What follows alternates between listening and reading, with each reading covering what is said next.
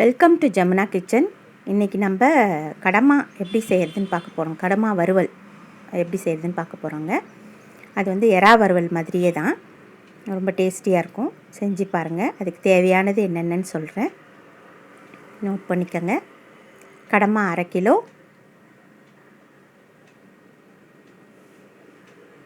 ஒரு பெரிய சைஸ் வெங்காயம் 1, தக்காளி 2, இஞ்சி பூண்டு விழுது 1 ஸ்பூன், கொஞ்சம் கருவேப்பிலை, கொஞ்சம் கொத்தமல்லி, மஞ்சள் தூள் 1/4 ஸ்பூன், குழம்பு மிளகாய் தூள் 1 ஸ்பூன். உங்களுக்கு காரம் எப்படியோ அது மாதிரி சேர்த்துக்கோங்க.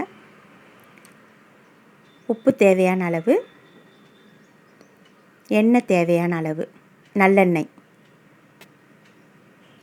இப்போ ஒரு கடாய் எடுத்துக்கோங்க. அதில் 2 குழிக்கரண்டி எண்ணெய் விட்டுக்கோங்க, நல்லெண்ணெய். வெங்காயம் போட்டுக்கோங்க, நல்லா வதக்கிடுங்க.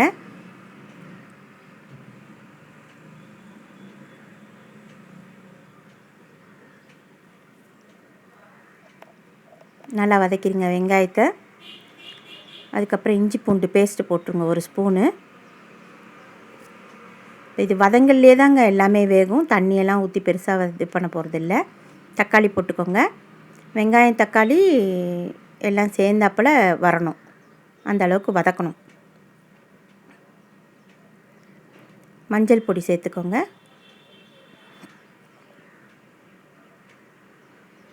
நல்லா வதக்கிடுங்க. இஞ்சி பூண்டு பச்சை வாசனை போகணும். உப்பு போட்டுருங்க. இந்த ஸ்டேஜில் கொஞ்சம் நீங்கள் மூடி வச்சுருங்க. கருவேப்பிலை போட்டுக்கோங்க. மூடி வச்சுட்டா தண்ணி விட்டு வந்துடுங்க. கணவாய் போட்டுக்கோங்க. கணவாய் போட்டுட்டிங்கன்னா அதுக்கப்புறமா கொஞ்சம் மூடி வச்சுட்டு திறந்திங்கன்னா நல்லா தண்ணி விட்டுட்டு வந்துடும். அந்த அப்புறமா நீங்கள் மிளகாத்தூள் போடலாம். இப்போ பாருங்கள், தண்ணி விட்டுருச்சு பாருங்கள். இப்போ இந்த ஸ்டேஜில் மிளகாத்தூள் போட்டுக்கோங்க. நம்ம தண்ணியே ஊற்றலை, அந்த தண்ணியே அதுவே விட்டு வந்துருச்சு.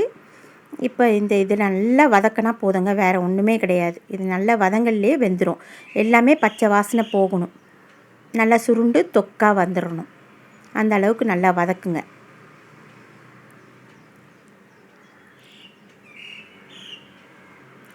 அவ்வளோதான் பாருங்கள், நல்லா தொக்கா வதங்கிருச்சு. கொத்தமல்லி தழை தூவிட்டிங்கன்னா முடிஞ்சிருச்சு.